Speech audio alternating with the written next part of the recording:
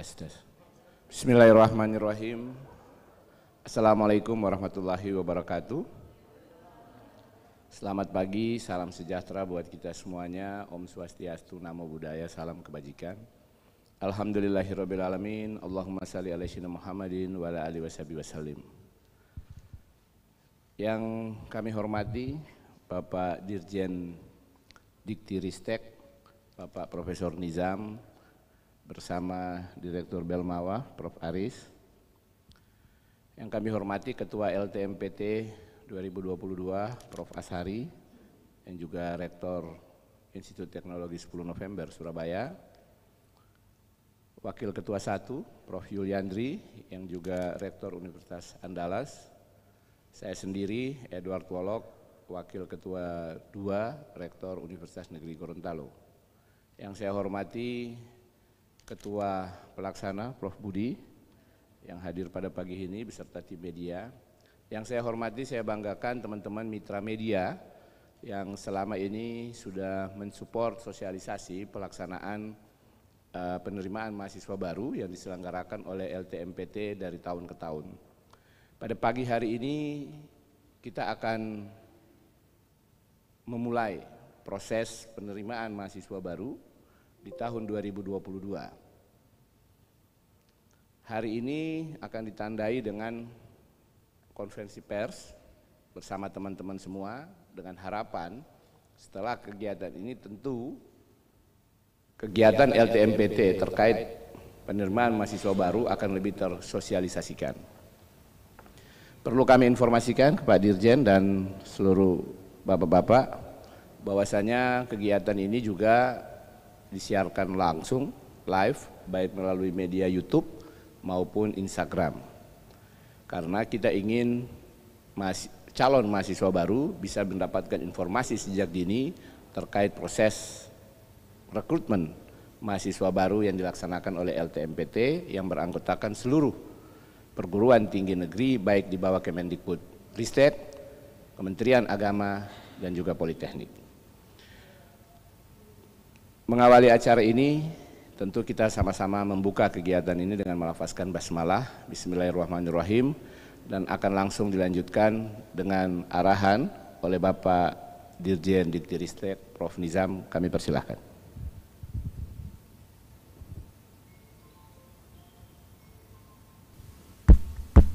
Baik, terima kasih Pak Rektor, Pak Edward Wolok. Yang saya hormati Prof. Ashari, Rektor ITS sekaligus Ketua LTMPT. Yang saya hormati Prof. Yuliandri, Rektor UNAN sekaligus Ketua 1 LTMPT, dan Pak Edward Wolok, Ketua 2 LTMPT sekaligus Rektor Universitas Negeri Gorontalo. Yang saya hormati Prof.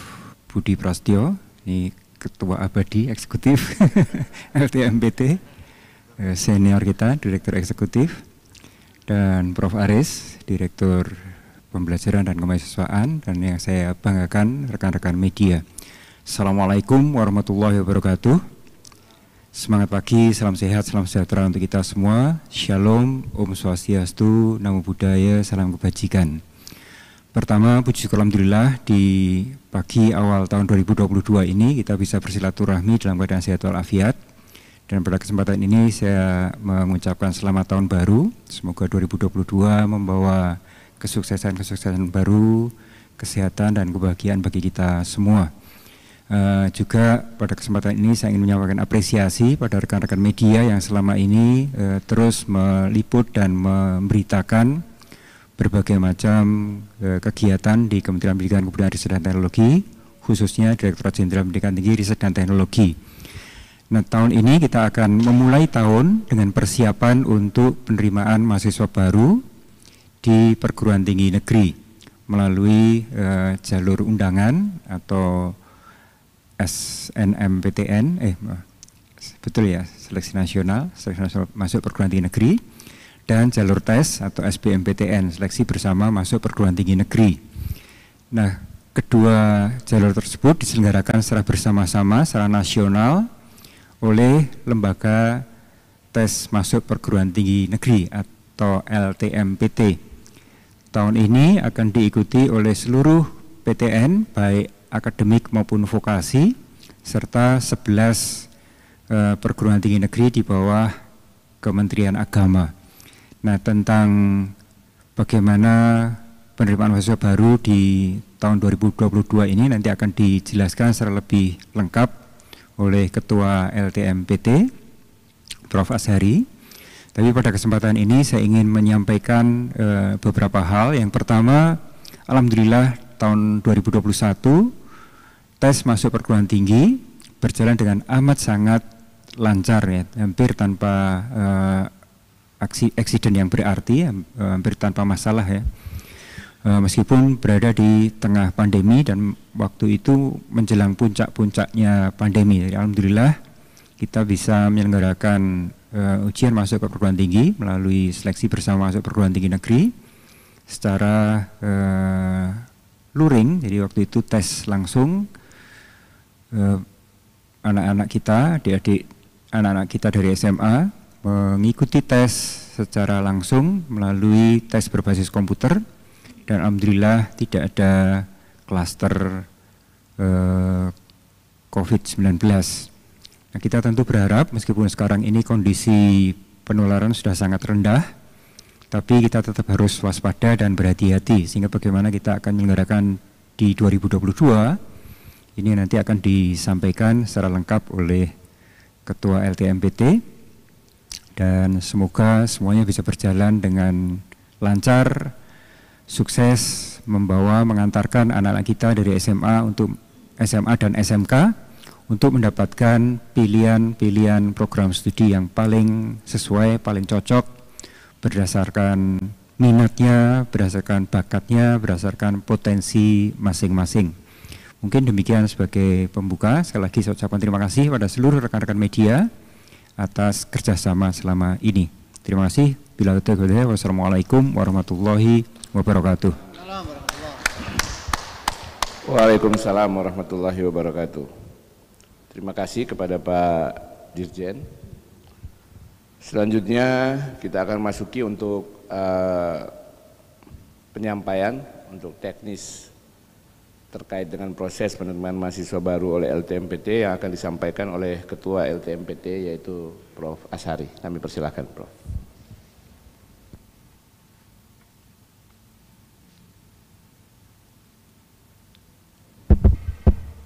Baik, terima kasih. Assalamualaikum warahmatullahi wabarakatuh. Selamat pagi dan salam sejahtera Ibu, Bapak semuanya. Yang terhormat Pak Dirjen Dikti, Prof. Nizam, Prof. Budi selaku Direktur Eksekutif LTMPT, Prof. Aris, Direktur Belmawa, dan pagi hari ini pengurus inti LTMPT lengkap hadir. Wakil Ketua 1 Prof. Yuliandri, Rektor Universitas Andalas dari Padang ya. Orang Padang. Kemudian Wakil Rektor 2 Bapak Dr. Edward Wolok, Rektor Universitas Gorontalo UNG yang sudah membuka acara kita pagi hari ini. Alhamdulillah, Ibu Bapak sekalian, terima kasih. Yang pertama kami sampaikan kepada rekan-rekan media yang sudah hadir pagi-pagi tahun baru ya. Tapi lewat loh ya tahun barunya. Baik, jadi seperti yang sudah disampaikan tadi bahwa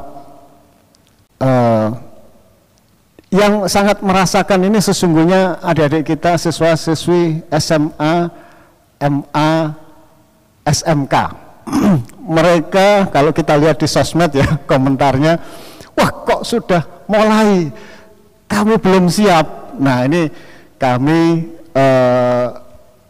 serahkan kepada kawan-kawan media untuk menyebarluaskan informasi ini supaya adik-adik kita yang kelas 12 ataupun yang lulus tahun kemarin ingin ikut lagi itu bisa mengikuti, dan kita semua khususnya perguruan tinggi negeri bisa mendapatkan bibit-bibit SDM unggul untuk negara kita ini. Bapak Ibu semuanya, jadi LTMPT, kalau bagi LTMPT ini adalah kegiatan rutin. Bagi adik-adik kita satu kegiatan yang ditunggu dan sangat sakral ya. Mereka menunggu-nunggu jadwal masuk ini.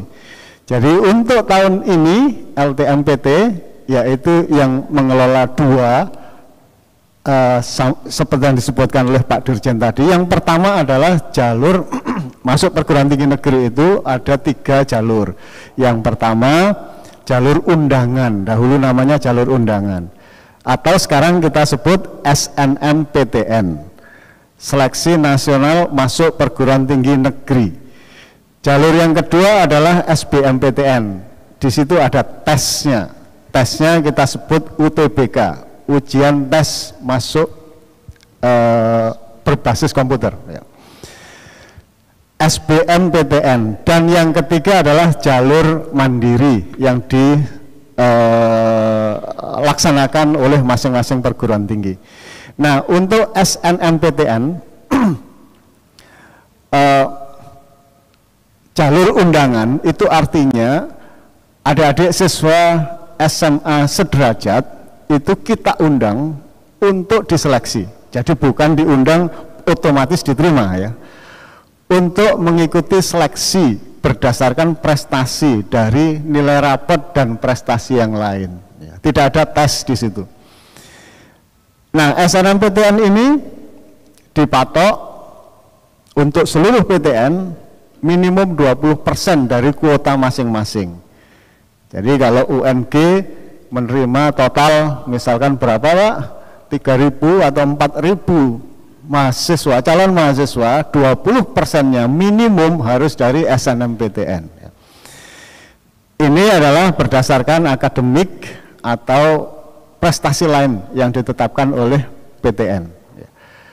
Biayanya ditanggung oleh pemerintah. Jadi ini betul-betul anak-anak kita tidak dipungut biaya. Ya. Prosesnya SNMPTN itu mulai hari ini sampai dengan nanti diumumkan pada tanggal 29 Maret. Ya. Bentar. Nah. Ya. Jadi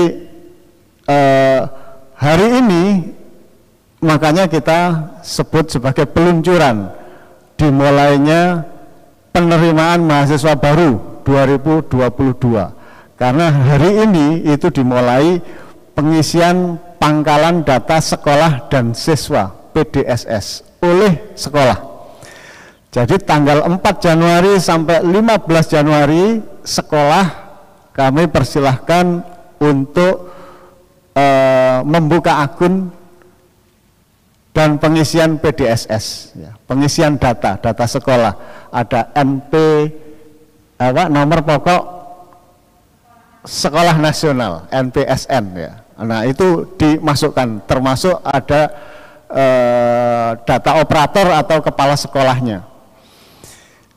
Nah silahkan sekolah-sekolah untuk registrasi membuat akun LTMPT, kemudian nanti mengisi PDSS. Untuk siswa, jadi ada 2 ya, untuk sekolahnya dan untuk siswa. Siswanya itu baru bisa membuat akun 10 Januari sampai 15 Februari. Kemarin baru dibuka tanggal 4 Januari itu yang untuk akun LTMPT sekolah langsung usernya itu bisa sampai 2, berapa Budi? 2,4 juta pada saat itu baru dibuka.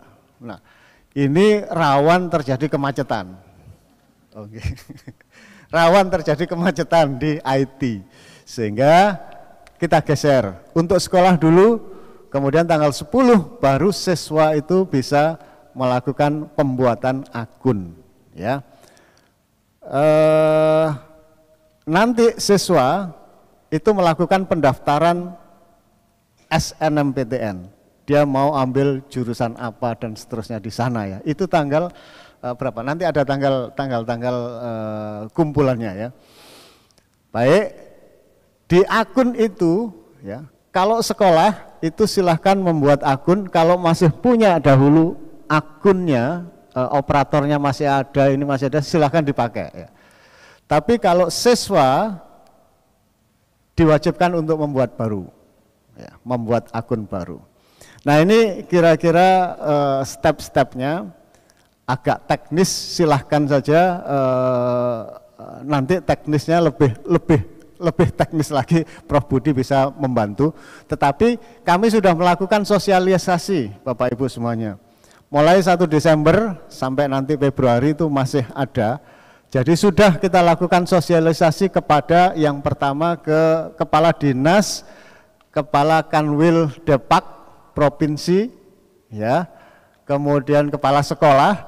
Itu kalau Bapak Ibu lihat di YouTube LTMPT Official, monggo bisa dicari. Yang sosialisasi ke Kepala Dinas itu viewernya kalau tidak salah 84.000, ya. Padahal itu berapa, 3 minggu yang lalu. Kemudian sudah kita lakukan sosialisasi kepada kawan-kawan media juga, kira-kira 3 mingguan yang lalu ya. Itu kalau kita lihat di YouTube di luar Zoom ya, viewernya 28.000. Kemudian kemarin 10 hari yang lalu itu sosialisasi kepada guru BK. Guru BK ini Zoom-nya 1000 tapi full. Begitu kita keluar nggak bisa masuk. Karena full. Dan di YouTube kita lihat ada 79.000 viewer. Ya, artinya masyarakat kita sangat menunggu informasi-informasi ini. Nah, kawan-kawan media terima kasih, kami dibantu untuk mensosialisasikan ini kepada seluruh adik-adik kita, khususnya calon-calon mahasiswa baru. Nah, untuk yang registrasi akun silahkan diikuti saja. Jadi kepala sekolah atau operator sekolah nanti masuk saja, ikut membuka atau sudah punya, kemudian datanya dimasukkan, ada nomor pokok sekolah nasional dimasukkan, kemudian jumlah siswa, kemudian ya ada beberapa data lah di situ yang diisikan. Tetapi LTMPT itu bergandeng data dengan Dapodik, dengan EMIS dari Kementerian Agama, ya, untuk melihat nanti menentukan siswa-siswa yang eligible. Ya. Baik, secara ini terus saja, jadi registrasi akun dilakukan oleh sekolah, teknisnya seperti ini, nanti ada lebih panjang. Nah, tanggal-tanggal penting untuk SNMPTN, ya, registrasi akun, membuat akun, itu tanggal 4 sampai 15 Februari 2022. Untuk sekolah, ya. Untuk siswanya, sekali lagi, agak kita geser mundur, 10 Januari sampai 15 Februari. Berdasarkan pengalaman tahun lalu, waktu-waktu ini sangat mirip, sehingga insya Allah cukup. Ya. Kemudian sosialisasi, tadi sudah kami sampaikan, mulai 1 Desember sampai 8 Februari. Kemudian jadi 1 ya, tapi untuk SNMPTN nanti akan ada tambahan lagi. Hari ini kita launching atau peluncuran kegiatan penerimaan mahasiswa baru untuk PTN. PTN itu meliputi institut dan universitas, ada 75, kemudian politeknik negeri ada 39, kemudian perguruan tinggi keagamaan itu ada 11, ya ada 11. Jadi total 11 tambah 39, 50 ditambah 75, 125 perguruan tinggi negeri. Ya. yang tergabung dalam LTMPT ini untuk penerimaan mahasiswa baru. Nah, launching hari ini 4 Januari 2022 dilanjut dengan penetapan siswa yang memenuhi syarat. Itu sampai dengan tanggal 8 Februari. Dilakukan pengisian pangkalan data sekolah dan siswa atau PDSS 8 Januari sampai 8 Februari. Kemudian siswa melakukan mendaftarkan. Tapi syaratnya satu, harus punya akun LTMPT tadi. Baru nanti bisa membuat akun tanggal 10 Januari. Nanti mendaftarnya SNMPTN 14 sampai 28 Februari. Masih cukup panjang. Kalau sudah punya akun, nanti ingin mendaftar di SBMPTN menggunakan akun yang sudah dibuat tadi. Ya, jadi nanti untuk SNMPTN sekali lagi dasarnya adalah dari nilai rapot dan portofolio. Kalau yang seni mengunggah portofolio. Itu dilakukan seleksi, scoring, nanti diumumkan hasilnya pada tanggal 29 Maret 2022. Ya. Jadi sekali lagi sistem, Bapak Pak Dirjen,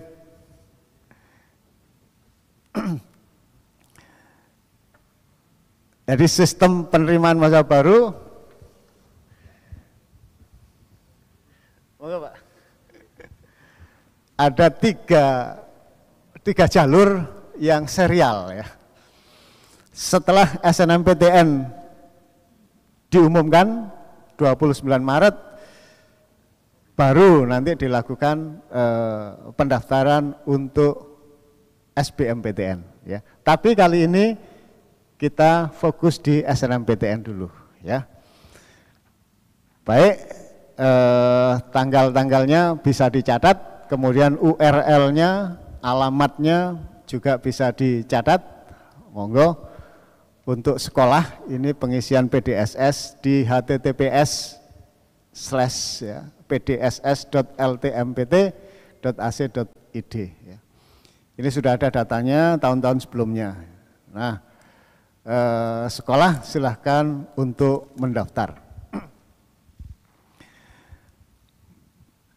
Baik, nanti akan diproses di situ ada verifikasi. Ya. Verifikasi tentu saja LTMPT mengambil data dari data-data yang lain, dari Dapodik, dari EMIS punya Kementerian Agama dan seterusnya untuk digandengkan, kemudian ditentukan kuota dan seterusnya. Ya. Kalau akreditasi SMA SLTA-nya itu A, maka eligible 40%.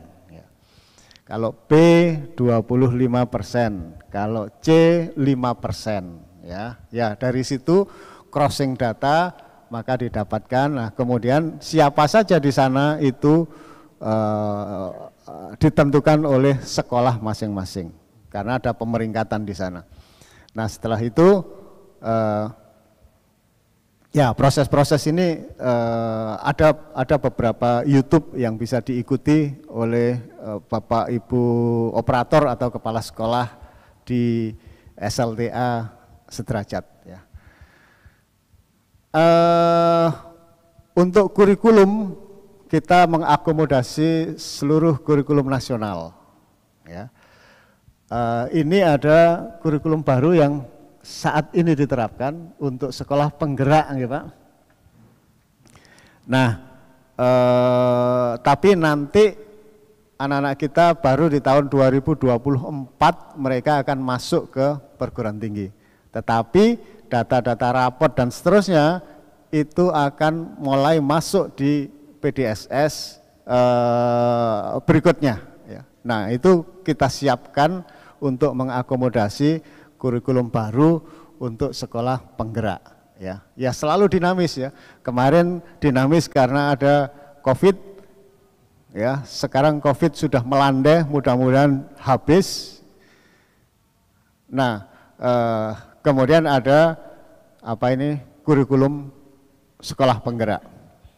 Nah, itu Bapak Ibu semuanya beberapa informasi untuk SNMPTN. Ya, saya kira kemarin kita juga sudah melakukan sosialisasi. Kalau ikut atau Bapak Ibu bisa melihat di YouTube LTMPT Official. Ada juga di IG, ada juga di Twitter, ya. Facebook juga ada. Pokoknya mengikuti milenial lah kita, anak-anak milenial ya. Ada semuanya. Silahkan di subscribe, di jempol biar jadi influencer. Baik, itu mas-mas dan mbak-mbak untuk SNMPTN. Nah, untuk SBMPTN ya, jalur yang kedua itu di sana ada tesnya, yaitu UTBK, ujian tes berbasis komputer ya. Ujian tulis, sorry, ujian tulis, ada tulisnya ya. Meskipun tulisnya kalau sekarang tinggal pencet-pencet saja ya. Nah, jadwal penting, registrasi akun LTMPT ini untuk anak-anak yang lulus tahun kemarin ingin ikut, itu bisa registrasi awal di 14 Februari sampai 17 Maret. Kemudian sosialisasi akan kita extend juga, selain mulai 1 Desember kemarin, nanti akan terus sampai April. Pendaftarannya ya, sekali lagi untuk SBMPTN, adik-adik siswa-siswa calon mahasiswa itu mendaftar melalui akun LTMPT 23 Maret sampai 15 April. Artinya ini memilih jurusan ya, pilihan 1, pilihan 2 dan seterusnya, itu mulai 23 Maret sampai 15 April. Kemudian UTBK ada 2 gelombang Bapak Ibu semuanya, dan ini dilakukan setelah Lebaran. Ya, jadi tidak, supaya bisa konsentrasi adik-adik kita pada saat puasa, enggak mikir kapan bukanya, tapi ini kita buat setelah Lebaran. 17 sampai 23 Mei untuk gelombang pertama, gelombang 2-nya adalah 28 Mei sampai 3 Juni. Tempatnya tersebar di seluruh Indonesia di 74 pusat UTBK. Ya. Nanti hasilnya diumumkan pada tanggal 23 Juni. Sedangkan sertifikatnya itu bisa diunduh 25 Juni sampai 31 Juli. Ya, ini tanggal-tanggal penting untuk SBMPTN yang jalur kedua ya, yang saat ini yang sangat kritikal dan kita mulai adalah yang SNMPTN. Oke, saya kira itu. Masih ada lagi? Sudah. Jadi itu informasi yang bisa kami bagikan hari ini sebagai acara peluncuran penerimaan mahasiswa baru perguruan tinggi negeri 2022 yang diikuti ya, gabungan oleh 75 universitas dan institut, 39 politeknik negeri, dan 11 PTKIN, perguruan tinggi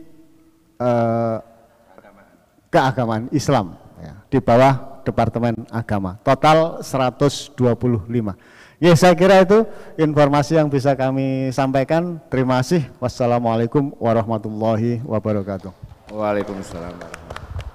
Terima kasih kepada Prof. Ashari selaku Ketua LTMPT. Sebagaimana disampaikan tadi, bahwasanya pelaksanaan LTMPT mulai tahun 2021 dan tahun 2022 ini sudah terintegrasi antara pendidikan akademik, perguruan tinggi akademik yang 75 tadi, dan juga perguruan tinggi vokasi seluruh politeknik. Nah, untuk lebih detailnya sebelum kita memasuki session tanya jawab, mungkin akan ada arahan dari Bapak Dirjen Pendidikan Vokasi, Pak Wikan, kami persilahkan Pak.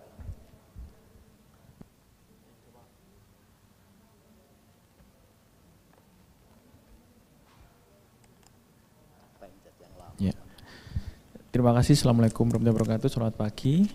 Shalom, Om Swastiastu, Namo Buddhaya. Mohon izin mungkin saya agak percepat saja karena tadi pagi kayaknya ada miss schedule yang saya mohon maaf tadi terlambat.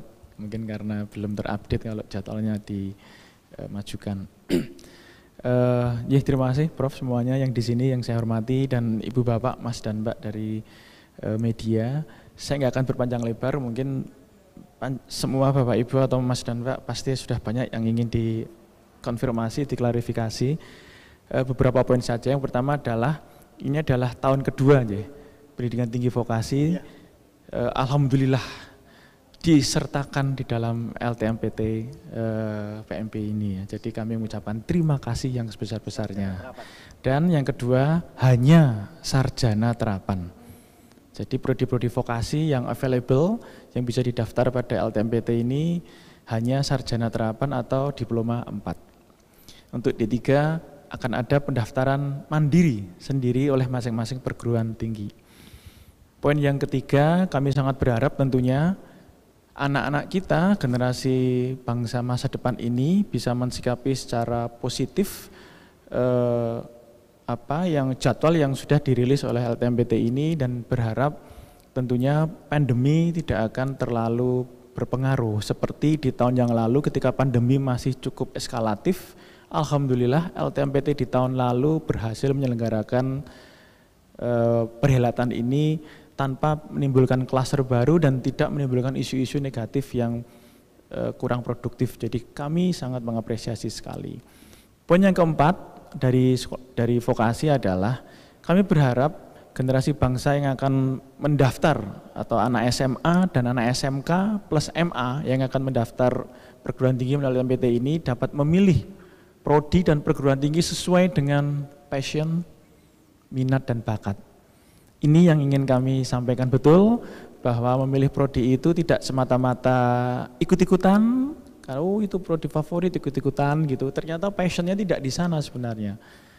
Ketertarikan gairahnya itu tidak di situ. Jadi kami berharap adik-adik SMA dan SMK, MA beserta orang tua bisa jauh lebih memahami memilih prodi itu sebaiknya berdasarkan passion, minat dan bakat dan tahu mau jadi apa di masa depan dan paham profesi masa depan itu seperti apa dan apakah bahagia atau tidak melakukan pekerjaan itu. Pun demikian, memang dari sebuah survei, sebagian dari anak-anak kita akan bekerja di pekerjaan yang di tahun-tahun depan saat ini belum eksis pekerjaan itu. Nah, itu juga jadi poin. Kemudian yang terakhir tadi disampaikan Prof. Asari, kurikulum prototype di SMA dan SMK memang sudah diuji cobakan sejak tahun 2021 di sekolah penggerak dan SMK pusat keunggulan.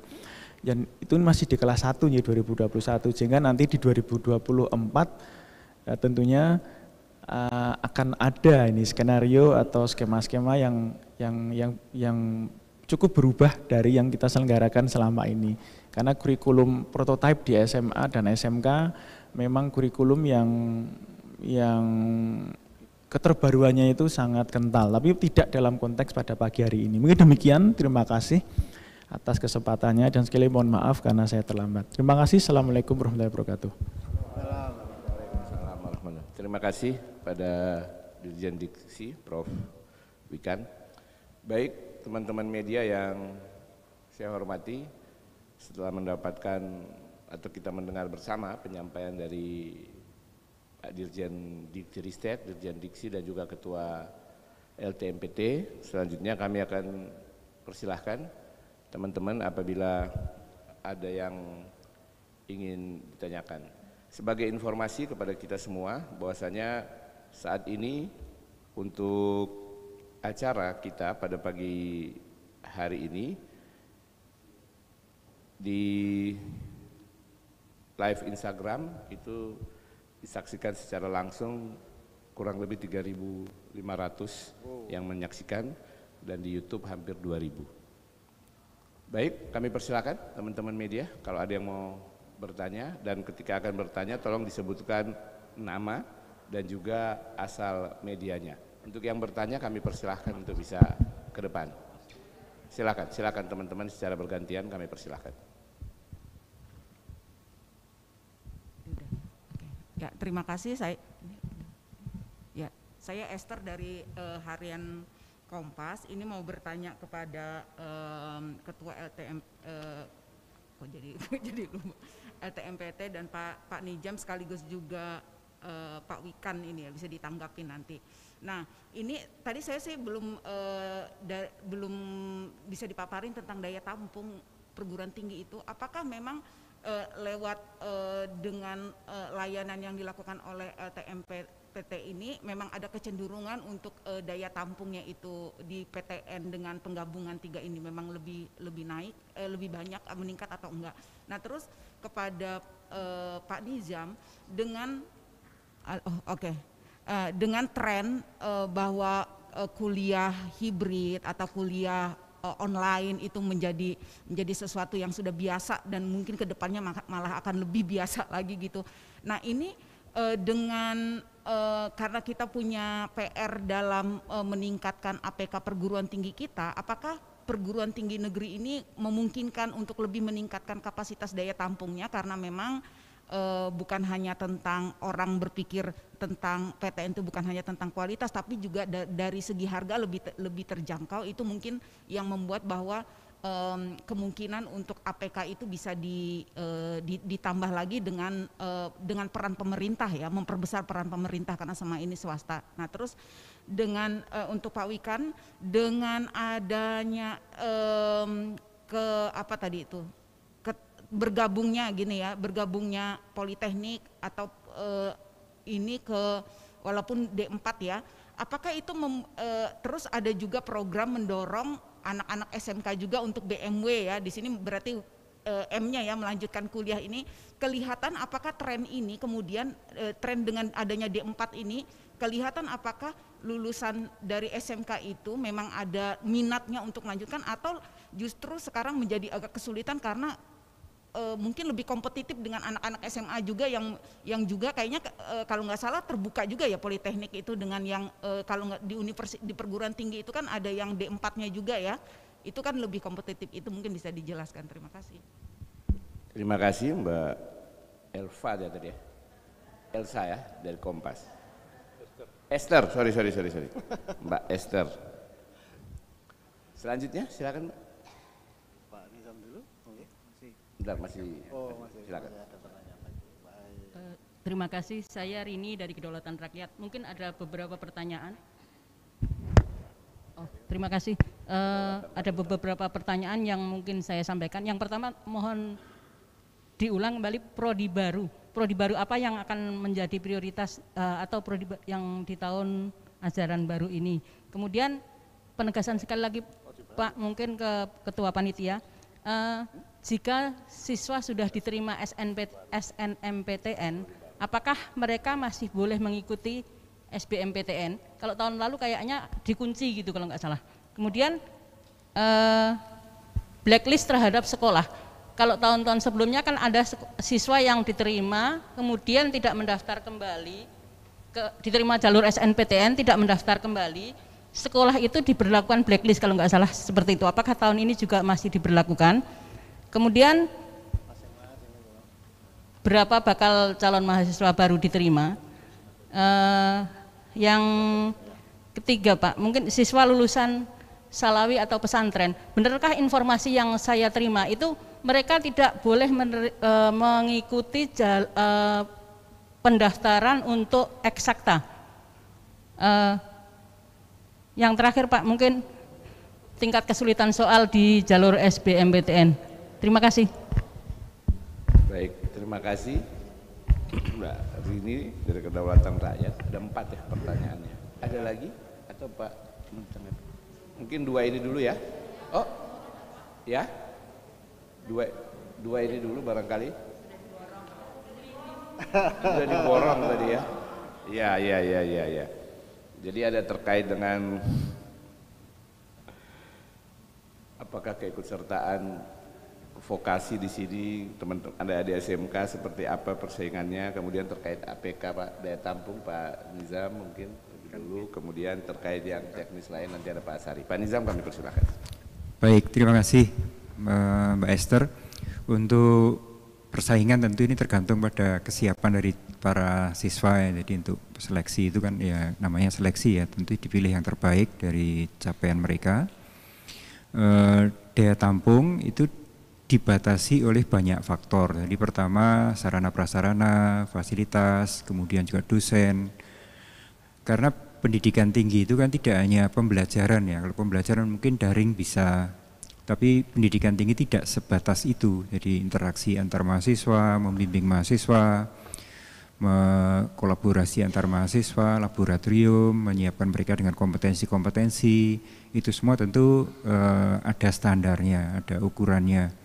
Memang selama 2 tahun ini kita banyak melakukan pembelajaran daring, tapi jangan lupa bahwa di samping daring juga ada praktikum-praktikum yang masih juga berjalan. Jadi dan insya Allah di tahun baru ini kita akan sudah semakin banyak yang pembelajaran tatap muka langsung, karena banyak dari kita yang kehilangan untuk berinteraksi, berorganisasi, berolahraga bersama dan berkreasi bersama. Itu yang merupakan bagian juga dari pendidikan. Jadi pendidikan itu tidak sekedar mantengi layar komputer, itu tidak hanya sekedar belajar tentang ilmu, tapi sekali lagi pengembangan diri, pengembangan potensi, pengembangan bakat, itu semua adalah bagian dari pendidikan tinggi yang tidak bisa semuanya dialihkan ke daring. Tapi kehadiran teknologi pasti tetap akan ada di antara kita, akan tetap ada untuk memperkuat pembelajaran yang terjadi di perguruan tinggi. Jadi hybrid learning atau blended learning itu akan tetap ada, karena banyak hal juga yang bisa kita peroleh dari pengalaman 2 tahun ini, bahwa model-model pembelajaran daring itu bisa memperkuat kompetensi, tapi juga banyak kompetensi lain yang tidak bisa dilaksanakan secara daring. Jadi itu tentang daya tampung. Saat ini juga mungkin saya informasikan Kementerian Pendidikan Kebudayaan dan Teknologi ini sedang menyiapkan standar nasional pendidikan tinggi yang lebih futuristik lah, menyiapkan ke masa depan, dan saat ini masih dalam pembahasan dengan menerima masukan dari para stakeholders dan sebagainya. Tentu kita akan mengakomodasi dan melihat pengalaman 2 tahun ini sebagai pembelajaran yang luar biasa dalam upaya kita terus meningkatkan pendidikan tinggi kita dengan spirit kampus merdeka tentunya. Mungkin itu dari saya. Untuk hari ini banyak ke LTMPT. Monggo, kami silakan. Terima kasih Pak Nizam. Selanjutnya Pak Wikan, silakan Pak. Baik, terima kasih. Pada prinsipnya Pak Nizam sangat betul ya. Jadi kalau daya tampung itu tidak dikonsider secara cermat, mau ditambah atau tambah banyak sekali, itu konsiderasinya kompleks. Infrastruktur pendukung, rasio dosen dan mahasiswa, itu harus di-maintain sehingga kualitas lulusan itu bisa kita pertahankan. Namun demikian untuk yang vokasi, saya perlu menyatakan daya tampung untuk politeknik negeri akan ditambah dengan cukup signifikan. Kenapa? Jadi kami dalam setahun terakhir ini kami evaluasi. Jadi masih banyak politeknik negeri yang rasio mahasiswa dan dosen serta rasio mahasiswa dengan infrastruktur itu masih belum optimal. Jadi bahkan ada politeknik yang rasio mahasiswanya terlalu sedikit mahasiswa, 1 mahasiswa banding 10 tenaga pengajar ya. Jadi kita ingin sehatkan hingga 1:30. Kenapa? Karena kita memang membutuhkan jumlah lulusan vokasi yang saat ini masih 1/8 ya dari mahasiswa akademik. Jadi jumlah mahasiswa vokasi di Indonesia ini masih 1/8 dari mahasiswa akademik. Dan kalau hanya sarjana terapan saja, itu masih jauh lebih sedikit dibandingkan dengan S1. Sehingga saya bisa menyatakan jumlah mahasiswa vokasi, baik untuk yang politeknik dan universitas, institut dan sekolah tinggi, terutama politeknik. Kalau universitas harus ada diskusi yang lebih mendalam dengan kampus masing-masing, Pak Rektor masing-masing. Tapi kalau Politeknik, karena langsung di bawah kami bisa menyatakan daya tampung untuk mahasiswa vokasi khususnya Politeknik Negeri akan cukup bertambah. Kemudian yang berikutnya mengenai hybrid system tadi Pak Nizam sudah menjawab, apalagi kalau vokasi hybrid memungkinkan, tapi tidak semua bidang bisa dihybridkan. Kalau ngelas, bubut kan nggak mungkin itu hybrid ya, harus pegang mesin. Kemudian untuk tren BMW itu maksudnya B bekerja, M melanjutkan studi, W wirausaha. Nah untuk M-nya kami ada data dari data SMK Pusat Keunggulan dulu yang sudah kita survei. Dari data SMK Pusat Keunggulan, perbandingan lulusan SMK dari 2019 dibandingkan 2020, memang kenaikan yang melanjutkan itu naik dari 23,52% menjadi 25,68%. Jadi ada kenaikan siswa SMK, lulus SMK yang melanjutkan studi itu naik dari 23,52% naik menjadi 25,68%. Kemudian ada data berikutnya juga memicu kenaikan yang lain yaitu jumlah lulusan SMK yang berwirausaha dari 15,76% menjadi 16,83%. Jadi dari 15,76 menjadi 16,83% yang berwirausaha. Nah, agak sedikit unfortunate-nya, tapi ini juga satu fenomena ya, jumlah lulusan yang bekerja, yang memilih bekerja ya akhirnya jadi turun dari 60,73 menjadi 57,49 untuk SMK Pusat Keunggulan. Yang lulusannya hampir semuanya B atau M atau W, jadi yang menganggur hampir enggak ada untuk SMK Pusat Keunggulan. Itu mungkin dari saya itu ya, Prof. ya, yang bisa kami sampaikan. Terima kasih. Terima kasih pada Pak Wikan. Selanjutnya Pak Ashari, kami persilakan. Terima kasih Pak Edward. Jadi pertanyaan dari Kompas tadi Mbak Esther ya, apakah daya tampung naiknya daya tampung itu dari Pak Wikan sama Pak Nizam tadi, kalau ada prodi baru. Selama 2 tahun yang lalu itu PTN dan Politeknik Negeri itu sudah mengadakan ini tes masuk, tapi masing-masing sendiri-sendiri. Nah 2 tahun ini itu digabung, artinya tidak menambah daya tampung, karena cara penerimaannya aja yang digabung. Ya. Daya tampung itu naik tidak hanya karena daring, maka kita bisa ambil mahasiswa sebanyak-banyaknya, tidak bisa seperti itu, karena ada standar rasio dosen mahasiswa berapa, kemudian ada fasilitas, apalagi vokasi, ada skill yang harus dilaksanakan, tidak bisa dengan daring. Nah, sehingga itu filosofinya untuk daya tampung. Dengan penggabungan ini sebetulnya tidak banyak menambah, kecuali yang prodi-prodi baru. Nah, prodi baru tadi pertanyaan dari Kedaulatan Rakyat ada banyak, cuma mungkin kalau listnya masih belum keluar ini. Yang pertanyaan kedua, apakah yang mendaftar di SNMPTN tidak boleh ikut SBM? Ya. Yang sudah dinyatakan lulus SNMPTN, sudah lulus ya, diterima, itu tidak boleh mendaftar SBMPTN. Ya, yang lulus ya, kalau yang tidak lulus enggak apa-apa.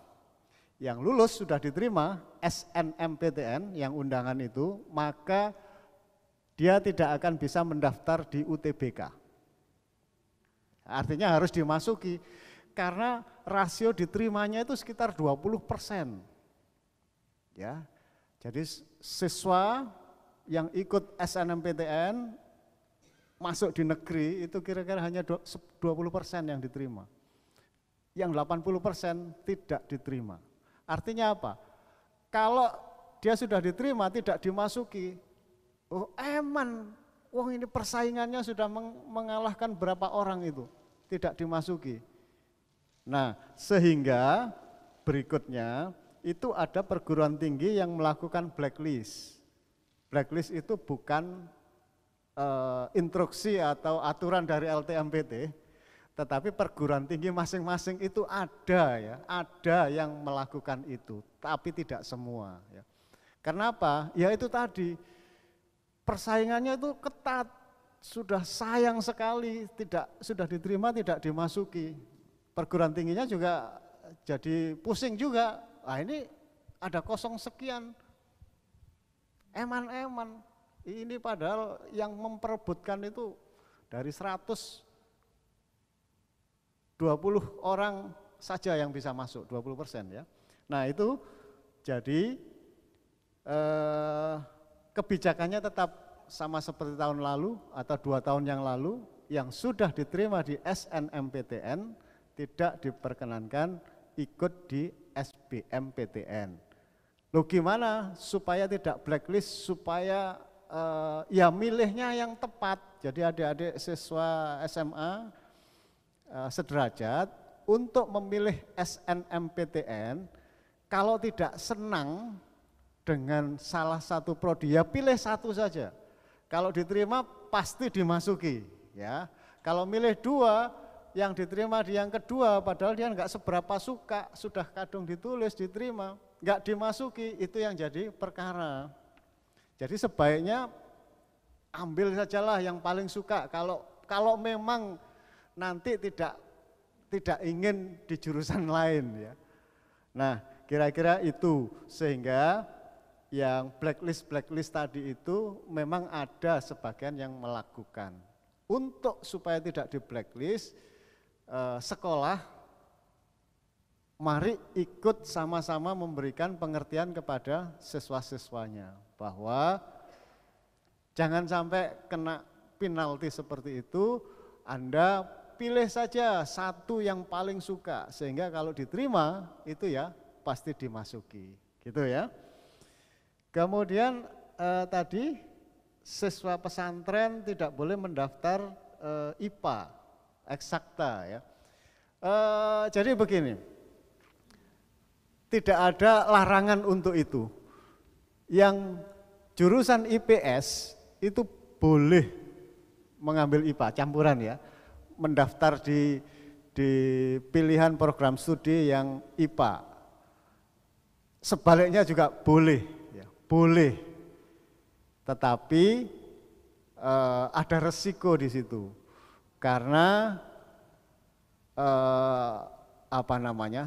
mata pelajarannya itu beda, sehingga nanti akan kesulitan pada saat kuliahnya.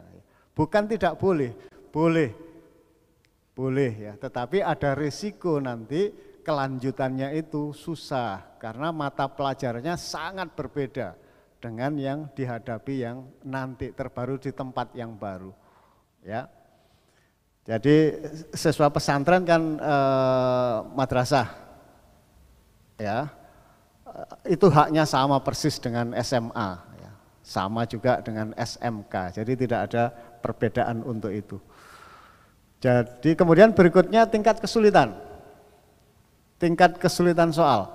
Soal ini didesain oleh para ahli yang sudah bertahun-tahun, kemudian memang di pedagogiknya di berbagai macam tingkat kesulitannya tentu saja diukur, disesuaikan dengan adik-adik lulusan SLTA dan juga sifatnya prediktif nanti bisa melanjutkan di perguruan tinggi. Ya, makanya jenisnya ada TPA, tes potensi akademik, satu lagi TPS, skolastik ya. Kemudian ada beberapa bidang. Tapi itu adalah soal-soal generik ya, yang umum yang bisa memprediksi kemampuan siswa. Tidak peduli dari bidang apa saja. Nah, Kalau kesulitannya itu sangat relatif ya, tergantung dari masing-masing dan juga dari sistem pembelajaran yang diterapkan, karena sekolah ini berbeda fasilitasnya dengan sekolah satunya, berbeda gurunya dan seterusnya, sehingga ya justru seleksi ini adalah untuk memilih yang terbaik untuk anak-anak kita.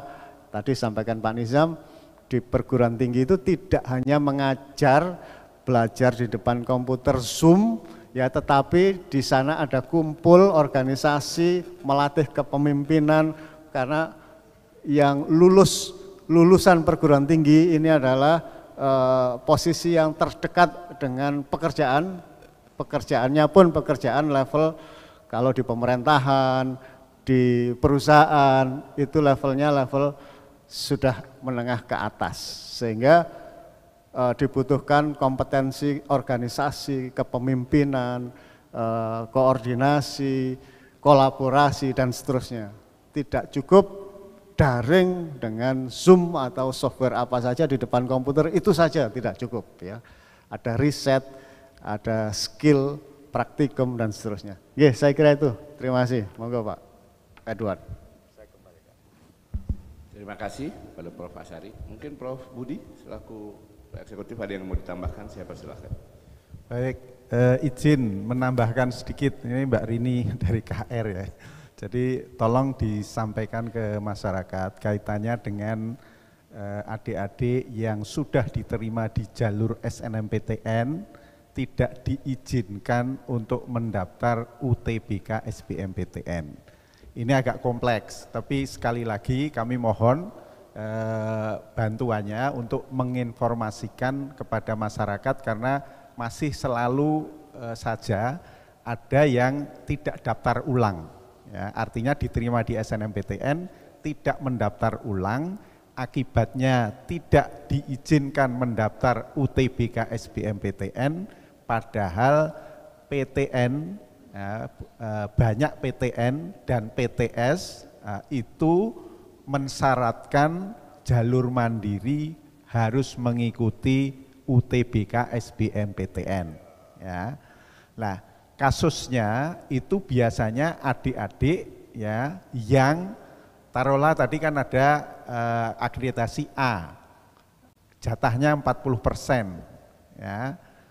Kalau misalkan SMA favorit, SMA 8 Jakarta misalkan, yang 40% nomor 38, 39, 40, kadang sampai 35 dan sebagainya, ini kan bingung. SMA saya itu bagus, ya.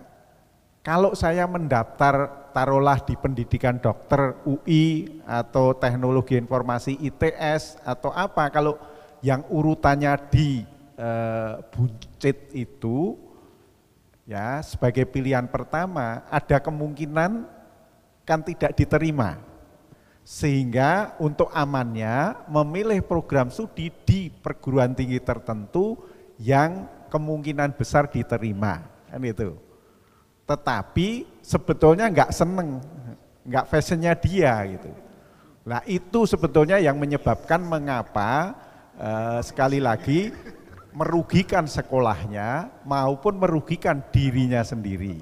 Ya, saya kira itu. Mohon bantuan ya teman-teman. Jadi artinya yang memilih itu memilih prodi yang betul-betul disenangi dan passionnya.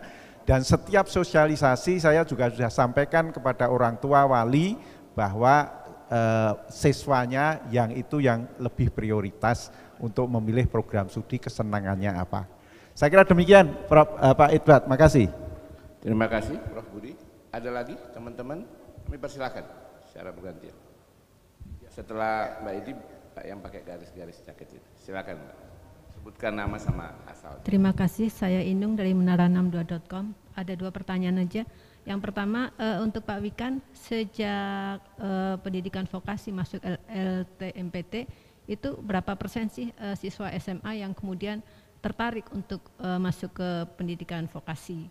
Kemudian karena ini terkait saya pengalaman pribadi, Prof, Pak, anak saya kan dari SMA, kemudian mau masuk vokasi, kemudian dia bingung. Karena kan di SMA itu ada IPA dan ada IPS. Ketika masuk vokasi, dia bingung, dia masuk, terpaksa dia harus belajar IPS gitu. IPA-nya ditinggalkan dalam waktu sebulan, kemudian dia harus jungkir balik belajar IPS karena ternyata pendidikan vokasi itu kebanyakan IPS. Kemudian yang kedua, tahun lalu itu masyarakat di DKI itu dihebohkan dengan persoalan lokasi ujian. Jadi ketika peserta mendaftar di akhir-akhir itu, mereka banyak yang mendapatkan lokasi ujian di Bandung atau di Serang atau di mana lah, pokoknya tidak di DKI, dan itu cukup merepotkan gitu. Terutama mereka yang tidak punya akses untuk ke Bandung dengan baik atau kota-kota yang lain. Bagaimana untuk mengantisipasi hal ini supaya tidak terulang lagi gitu? Mungkin dari penyelenggara panitia itu ada perhitungan DKI itu kira-kira berapa sih pesertanya, jadi tidak terulang ada siswa peserta yang dari DKI kemudian mendapatkan lokasi ujiannya justru di kota lain, di Bandung gitu. Makasih.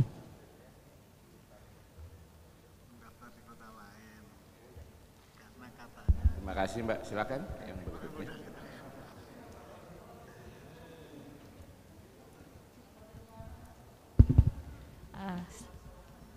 Selamat pagi Pak, perkenalkan saya Mia dari Jawa Pos. Ada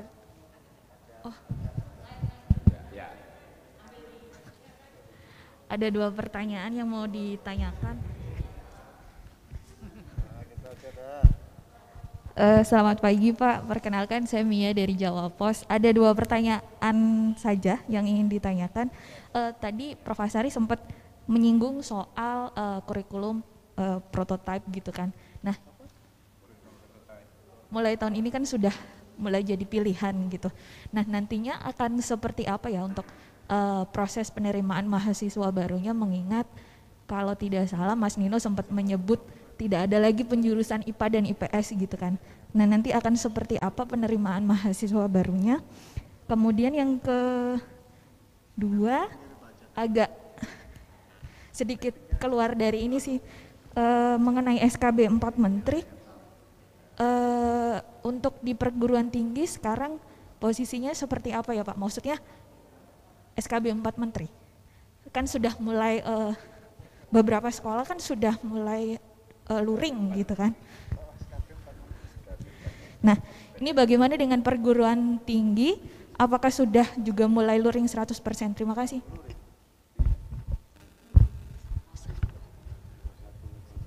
Terima kasih Mbak. Silakan. Pak, saya Rini dari RRI. Pak, tadi menyambung pertanyaan dari Mbak Inung. Kalau tadi membahas mengenai di daerah perkotaan, Pak, kalau saya sendiri ingin menanyakan bagaimana LTMPT memfasilitasi para siswa yang berada di daerah 3T. Kemudian kerjasamanya dengan PTN yang di dekat-dekat daerah 3T tersebut seperti apa Pak? Kemudian kursi yang disediakan untuk para siswa yang berada di daerah 3T tersebut. Terima kasih Pak.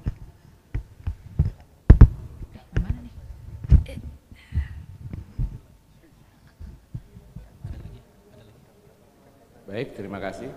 Mungkin untuk pertanyaan sebelum yang, kalau yang teknis mungkin Pak Budi, saya persilakan tadi terkait yang lokasi. Yang lokasi, jadi domisili di sini, kemudian daftarnya dapat lokasi UTBK-nya, lokasinya lain gitu. Baik, lokasi, nah, ini kan maksudnya lokasi UTBK nih, UTBK. Jadi begini, kami setiap tahun itu sudah berusaha maksimal agar setiap daerah itu bisa ya menampung pendaftar di daerah tersebut, artinya siswa-siswa yang ingin mengikuti UTBK.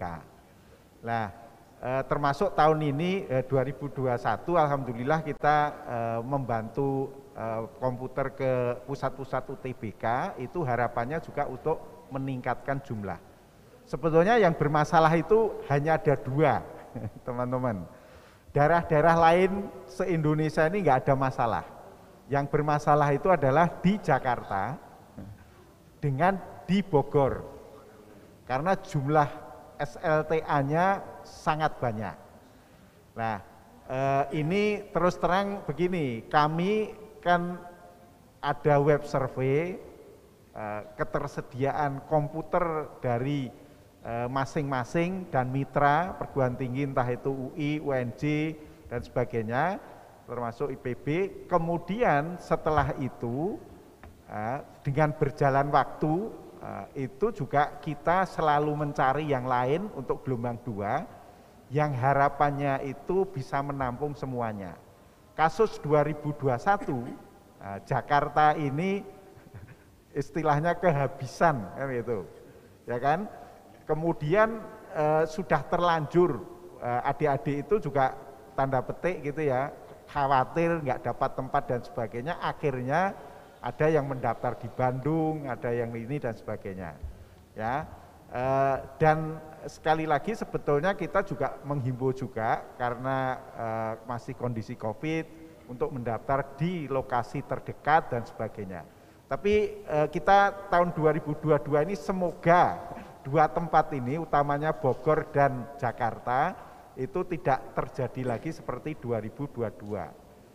Asalkan sekali lagi mitra-mitra kita itu juga bisa kita ajak bekerja sama. Nanti kita laporan ke Pak Dirjen lah, Pak Dirjen untuk bisa membantu kira-kira kalau belum jumlah tertentu 2 gelombang itu, nanti kita akan sampai ke mungkin SMA-SMA, yang penting infrastrukturnya memenuhi persyaratan yang kita minta. Saya kira itu, Edward. Makasih. Baik, terima kasih Prof. Budi. Selanjutnya Prof. Vika mungkin silakan Pak, pertanyaan tadi terkait. Ya, terima kasih. Mungkin sedikit, mohon izin sedikit menambahkan penjelasan mengenai isu logistik, demografi dan aksesibilitas ini memang deja vu. Tadinya kita mengira 3T, ternyata justru di daerah yang super padat yang justru akan lebih complicated. Nah, moga-moga nanti kami dalam arahan Prof. Nizam dengan bergabungnya Politeknik di dalam LTMPT ini, kita akan bisa membantu untuk laboratorium komputer di politeknik kita.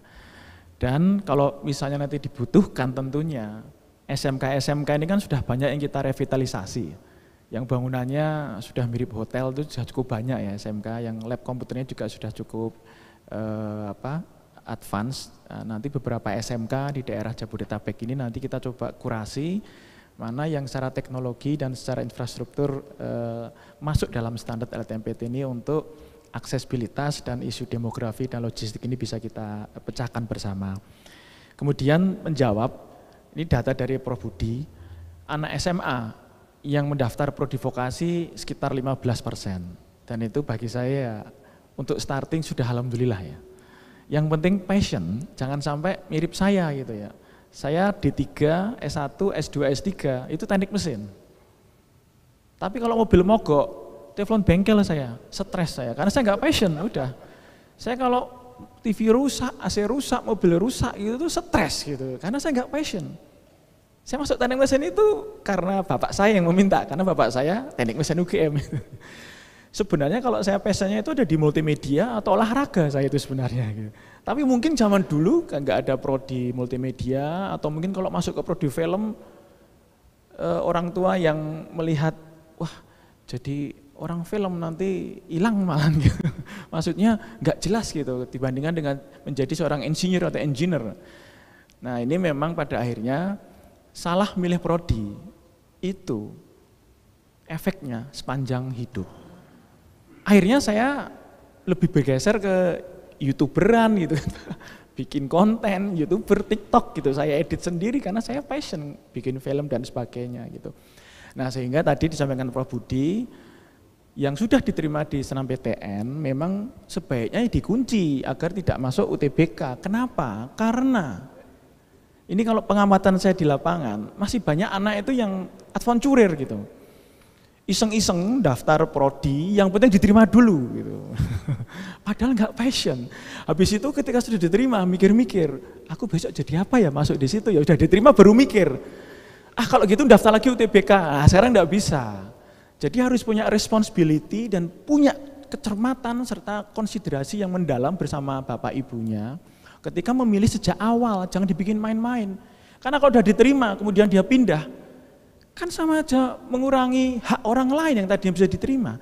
Hanya karena nilainya tinggi sekali, tapi dia aventurer, dia akhirnya daftar prodi yang gampangan gitu, yang tadi di sekitar 35, 36, 37 peringkatnya yang masih agak bingung. Tapi akhirnya dia masuk ke prodi pilihan, prodi yang mungkin ringan persaingannya, tapi dia tinggal. Nah sekarang mestinya tidak bisa. Nah ini kita ingin, mestinya ya LTMPT ini ingin mendidik anak-anak kita dan orang tuanya untuk serius, jangan anggap main-main ini untuk di awal. Sebagai informasi tambahan, tadi saya menyampaikan berapa persen tadi yang BMW tadi itu, dan berapa persen yang wirausaha, dan berapa persen yang tadi bekerja. Itu survei yang kita lakukan terhadap 348.000 siswa SMK.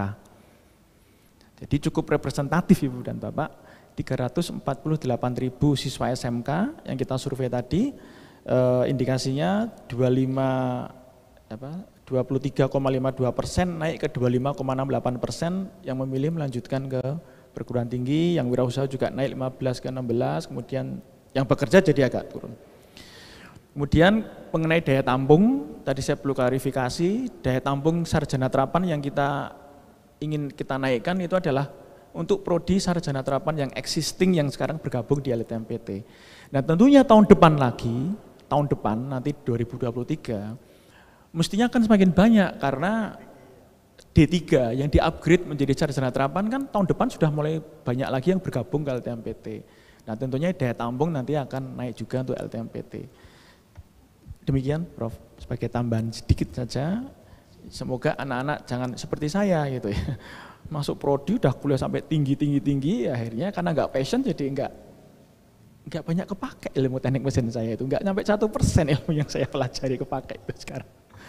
Itu kan sebenarnya pembelajaran yang kurang baik. Tapi anyway itu tetap doa orang tua ya. Saya akhirnya milih di 3 teknik mesin karena saya gagal masuk S1 teknik mesin, bapak saya teknik mesin, ya itu tetap doa orang tua. Sekarang saya mengabdi di sini bersama bimbingan Prof. Nizam. Terima kasih. Terima kasih Prof. Wikan. Tetap kepake kok Pak. Kepake jadi dirjennya kepake.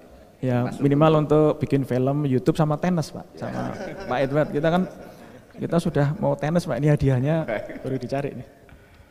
Apa yang disampaikan Pak Wikan tadi sebenarnya menunjukkan betapa hari ini pemerintah, khususnya Kementerian Pendidikan dan Kebudayaan terus untuk mengadaptasi bagaimana kurikulum untuk bisa mengadaptasi terkait potensi dari anak-anak kita, calon mahasiswa ke depan untuk lebih sesuai dengan passionnya mereka. Prof. Nizam, terkait tadi tanggapan kita untuk perguruan tinggi terkait dengan SKB 4 Menteri. Ya. Silakan Prof. Baik, untuk perguruan tinggi sebetulnya ini teman-teman sudah mulai menyiapkan diri untuk PTM ya. Jadi insya Allah kemarin saya main ke Surabaya, ke Prof. Azhari, sudah sangat siap, juga ke UNAN sudah sangat siap. Jadi ini kita semua ya, sudah bersiap-siap untuk PTM, bahkan sudah mulai ya di semester kemarin ini. Dan alhamdulillah sejauh ini saya belum mendengar adanya klaster baru karena kita mulai PTM. Jadi ini insya Allah aman, tapi tentu kita semua tetap harus disiplin. Kuncinya satu, disiplin untuk menjaga protokol. Kemudian tentang tadi passion dan salah pilih, ini salah satunya program Kampus Merdeka itu kan untuk ke sana. Jadi misalnya, wah saya masuk teknik mesin kok ternyata bukan ini yang saya cari ya, saya pengen tertarik multimedia. Nah nanti bisa 3 semester di luar prodinya untuk belajar menjadi YouTuber atau menjadi atau passionnya tenis misalnya. Nah, nanti bisa 3 semester khusus intensif di bidang sport dan sebagainya. Jadi ini Kampus Merdeka itu salah satu upaya kita untuk memberikan ruang bagi adik-adik mahasiswa yang meskipun sudah tidak salah pilih ya, sudah sangat semangat untuk ke situ. Tapi dengan berjalannya waktu, wah ternyata dinamika dunia yang akan saya masuk itu agak butuh ini. Nah itu bisa mengambil melalui Kampus Merdeka. Jadi sekali lagi, Kampus Merdeka itu hadir tidak sekedar supaya ada sesuatu yang baru, tapi memang menjawab permasalahan yang selama ini kita hadapi bersama. Karena lulusan dari SMA itu kan belum punya gambaran ya. Saya nanti bekerja di mana sih? Bahkan sudah masuk semester 4, semester 5 masih bingung, saya nanti mau ngapain ya? Nah itulah makanya Kampus Merdeka sekali lagi hadir untuk memastikan adik-adik kita di perguruan tinggi itu betul-betul menemukan masa depannya. Bukan terlambat menemukan masa depannya, tapi sedini mungkin menemukan masa depannya melalui berbagai peluang. Adik-adik tadi mengeksplorasi potensi dan kita fasilitasi dengan berbagai program Kampus Merdeka. Terima kasih. Terima kasih, Prof. Nizam. Prof. Asari ada tambahan? Silakan Prof. Kalau tambahan. Yang tadi ya, kurikulum nanti kira-kira 2024 bagaimana? Sebetulnya kurikulum apa tadi? Prototipe untuk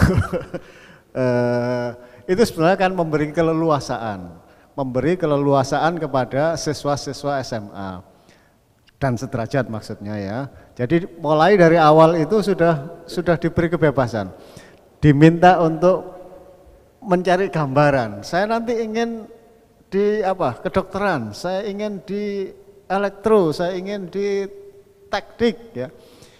Itu ada pilihannya. Kalau Anda di kedokteran, ambillah matematika, ambillah biologi, ambillah ini ya. Kalau di teknik, ambil ini. Jadi sesungguhnya yang berubah adalah mappingnya. Tapi mata pelajarannya tidak berubah. Nah, sehingga dari sisi seleksi, dari sisi ya kita tinggal menyesuaikan IT-nya saja sesungguhnya ya, sistem IT-nya nanti bagaimana. Kalau pencatatan dan seterusnya rasanya tidak banyak berubah, hanya pilihan siswa saja. Yang biasanya kalau IPA itu ya harus ambil mata pelajaran A, B, C, D, E. Nah ini nanti tidak, saya ambil ini ada keleluasan ambil mata pelajaran A, B, C, kemudian yang satu lagi ABD dan seterusnya, sehingga diseleksi ini nanti toh akan berjalan di tahun 2024 karena sekarang anak-anak baru kelas 1 kelas berapa? Kelas 10. Kalau generasi lama itu kelas 1 SMA. Kelas 1 itu SD sekarang. Kelas 10 Pak. Generasi lama itu menghitung dulu. Tapi yang di sekolah penggerak ya Prof ya. Jadi gitu ya? yang kelas 10 yang sekarang menggunakan kurikulum prototipe yang baru itu sekarang ada di berapa ribu sekolah penggerak dan hampir 1000 SMK pusat keunggulan. Dan itu berarti di 2024 mereka 2024 mereka ya. akan masuk akan ada perubahan di seleksi masuknya itu di 2024. Tetapi mulai sekarang pun data sudah masuk kan, anak ini ambil mata pelajaran ini, kalau itu tidak masalah, kita masih database-nya masih tetap sama. Nah kita akan melakukan adaptasi, penyesuaian dan seterusnya sambil berjalan ini nanti. Oke, saya kira demikian. Terima kasih Prof. Asari. Baik, jadi terkait yang disampaikan Prof. Asari tadi jelas buat kita, kurikulum baru akan menyebabkan terjadinya penyesuaian tentunya pada proses penerimaan mahasiswa baru di 2024 nanti. Dan itu sudah disiapkan dari sekarang, bagaimana untuk soalnya dan sebagainya dengan informasi yang masuk. Apakah masih ada pertanyaan lagi atau cukup? Oh masih ada Masnya, persilahkan. Terakhir ya, terakhir Mas. Ya, nggak apa-apa. Dari tadi yang bertanya, ya ini perwakilan ya. Dari tadi Mbak. Selamat siang Pak. Terakhir ada dua pertanyaan. Mas, lebih dekat. Ada dua pertanyaan. Pertama, mau tahu soal rata-rata nilai raport yang masuk ke SNMPTN itu lebih bagus dari yang 2021 ya, lebih bagus atau lebih bagus dari tahun 2000, kondisinya kayak gimana sih rata-ratanya gitu tahun 2021 sama 2020, karena kan pembelajarannya pandemi ya Pak, apakah ada peningkatan atau enggak? Yang kedua untuk Pak Wikan sama Pak Nizam, karakteristik mahasiswa 2000 yang baru ya, yang 2 tahun ini yang masuk ketika pandemi itu kayak gimana sih? Apakah dia secara kompetensi tidak terjadi perubahan yang drastis atau kayak gimana gitu Pak? Terima kasih. Baik, pertanyaan pertama mungkin Prof. Budi terkait dengan nilai rata-rata rapor di 2021 sama 2020 kalau dikomparasi kayak apa Prof? Silakan. Jadi begini teman-teman semua, kalau kita bicara jalur SNMPTN, ini kami juga tolong LTMPT dibantu ya, dibantu. SNMPTN itu kan memang diperuntukkan untuk adik-adik yang memiliki prestasi unggul. Makanya mengapa kuotanya hanya 20% dan itu tadi akreditasi A jatahnya hanya 40% dan sebagainya. Artinya itu kan anak-anak yang hebat-hebat, cream of the cream dari masing-masing SLTA. Ya. Kemudian yang penting lagi sebetulnya antara SLTA 1 dengan SLTA lainnya itu kan kualitasnya berbeda. Termasuk di dalamnya misalkan nilai sama-sama 90 antara SLTA 1 dengan yang lain itu kan berbeda. Ya. Sehingga Bapak-bapak ini sebetulnya yang Bapak-bapak rektor ini yang sekali lagi LTMPT itu sifatnya hanya memfasilitasi Bapak Ibu rektor, direktur untuk memilih ya calon mahasiswa yang terbaik, kira-kira seperti itu. Sehingga kalau kita bicara siapa yang menentukan diterima tidak diterima adalah rektor perguruan tinggi masing-masing atau direktur. Nah kemudian bagaimana cara melihat nilai raport dan kualitas sekolah itu? Nah itu pada prinsipnya sekali lagi ada historik, ya historik dari masing-masing sekolah tersebut. Jadi misalkan ya SLTA 1 dengan yang lain itu nanti oleh perguruan tingginya akan dinilai yang di situ diberi namanya indeks sekolah, gitu. Indeks sekolah itu dihitung dari mana? Dihitung dari kami LTMPT menyediakan data 5 tahun terakhir itu yang mendaftar SN berapa, diterima berapa, SB dan sebagainya termasuk di jalur mandirinya masing-masing. Sehingga kalau kita bicara nilai rapot itu sebetulnya prestasi siswa yang nilai akhirnya itu akan kita kalikan dengan indeks sekolahnya. Jadi tidak ada artinya sebetulnya, tidak terlalu besar gitu ya. Sehingga nanti indeks sekolah dikalikan rata nilai siswa tersebut itu baru muncul nilai akhir yang itu dipakai untuk seleksi oleh Bapak Ibu Rektor. Dan itu yang melakukan di masing-masing perguruan tinggi, tetapi kami menyediakan semua datanya, kira-kira begitu Mas. Sehingga nilai rapot itu sebetulnya ya relatif antar SLTA-nya, kemudian juga sangat tergantung dari itu tadi indeks sekolah, tetapi juga kalau ada prestasi lainnya itu dari nilai akhir dipluskan. Jadi ada tambahan penghargaan itu apakah internasional, nasional, atau regional, atau lokal dan sebagainya. Saya kira itu Pak Edward, terima kasih. Baik, terima kasih Prof. Budi. Mungkin ini pertanyaan terakhir, mungkin kami persilakan Prof. Nizam terkait bagaimana nih keberadaan mahasiswa yang kita terima di tahun 2020 dan 2021 di situasi pandemi seperti apa kondisinya bahkan kualitasnya ya tadi ya Mas ya. Silakan Pak Dirjen. Baik, terima kasih, pertanyaannya sangat menarik. Jadi yang terdampak oleh pandemi ini tidak hanya mahasiswa angkatan 2020 dan 2021, tapi juga seluruh mahasiswa yang sedang duduk di perguruan tinggi ya, karena tiba-tiba harus daring.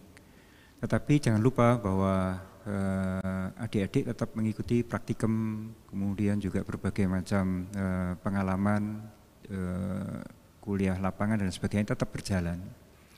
Dan alhamdulillah di semester-semester akhir ini kita juga sudah bisa roll out penuh program MBKM, jadi kompetensi adik-adik ya terbantulah dengan berbagai macam program tersebut. Yang memang agak terasa itu ya adik-adik yang masuk di 2020 dan 2021 itu beberapa baru pertama kali tahu kampusnya itu ya baru seminggu 2 minggu terakhir kemarin. Jadi sampai ada orang tua yang tanya, kamu tuh betul-betul kuliah apa enggak pernah keluar dari rumah gitu ya. Kampusnya di mana, sampai ibunya datang ke perguruan tingginya memastikan betul enggak sih anaknya diterima, kok masih di rumah terus gitu. Tapi alhamdulillah dengan kita mulai PTM, ini adik-adik sudah mulai mengenal kampusnya, terutama ya angkatan baru. Ya saya berpesan pada Bapak Ibu Rektor untuk ya memprioritaskan adik-adik yang diterima di 2020 dan 2021 untuk mengenal kampusnya, karena itu bagian penting dari sosialisasi dan hidup menjadi akademisi. Kemudian apakah kompetensi adik-adik ini terdampak dengan pandemi? Ini tentu butuh kajian jangka panjang, tapi sejauh ini paling tidak dari yang mengikuti program MBKM itu saya memantau dan respons dari pengguna, dari industri luar biasa sekali. Jadi rasa-rasanya tidak terlalu terdampak oleh pandemi ini. Karena tadi hal-hal yang membutuhkan hard skill, yang membutuhkan kompetensi langsung itu juga masih bisa kita lakukan dengan segala keterbatasan yang ada selama pandemi ini. Yang jelas pandemi ini justru mendekatkan adik-adik dan dosen ke teknologi. Dan kreativitas inovasi selama pandemi ini luar biasa sekali. Seperti Pak Rektor ITS ini, karya-karya dari ITS selama pandemi kemarin ini banyak sekali. Dan juga UNAN luar biasa sekali, UNG juga luar biasa sekali. Jadi itu yang kita lihat, kreativitas justru meningkat. Kemudian kita juga terus mengupayakan ya perguruan tinggi kita ini, karena ada dari Sabang sampai Merauke, dari Aceh sampai Papua, dan banyak perguruan tinggi kita yang baru-baru, yang masih kurang dari sisi sarana prasarana, itu kita prioritaskan. Jadi Direktorat Jenderal Pendidikan Tinggi Riset dan Teknologi itu berupaya terus untuk meningkatkan kualitas dari perguruan tinggi kita, dan juga kolaborasi antar perguruan tinggi, saling membina perguruan tinggi yang sudah lebih maju, membina perguruan tinggi yang masih kurang. Dan terutama dengan program MBKM itu juga adik-adik dari perguruan tinggi manapun, baik negeri maupun swasta, besar maupun kecil, itu berkesempatan untuk bisa belajar lintas kampus. Jadi dari Papua bisa 1 semester di Jakarta, dan sebaliknya anak-anak di Jakarta bisa 1 semester di Banda Aceh, di Padang dan sebagainya. Inilah upaya kita untuk meningkatkan kualitas secara bergotong royong bersama-sama lintas perguruan tinggi. Mungkin demikian Pak Edward dan rekan-rekan media sekalian, terima kasih. Wassalamualaikum warahmatullahi wabarakatuh. Waalaikumsalam. Terima kasih Prof. Nizam yang sudah menjawab dan bahkan sudah menjawab juga terkait dengan masalah 3T tadi. Terima kasih sekali lagi kepada Pak Dirjen Dikti Ristek, Dirjen Diksi, teman-teman Pak Direktur Belmawa, teman-teman media, terima kasih atas kehadirannya pada kesempatan ini, dan semoga kegiatan pada pagi hari ini akan menjadi langkah awal buat kita semua untuk terus mensosialisasikan yang terbaik terkait LTMPT. Karena LTMPT ini bukan hanya milik kementerian, bukan hanya milik perguruan tinggi negeri, tetapi juga milik kita semua, karena yang menjadi prioritas layanan kita adalah seluruh generasi muda penerus dan calon pemimpin bangsa ke depan. Sekali lagi terima kasih, insya Allah kemitraan kita akan terus terjalin, terus berjalan dengan baik untuk mensukseskan kegiatan LTMPT 2022. Terima kasih, lebih dan kurangnya kami mohon maaf, dan dengan melafazkan hamdalah, alhamdulillahirrabbilalamin, kegiatan konferensi pers pembukaan penerimaan mahasiswa baru perguruan tinggi negeri tahun 2022 sama-sama kita tutup. Demikian, terima kasih, lebih dan kurangnya kami mohon maaf. Assalamualaikum warahmatullahi wabarakatuh.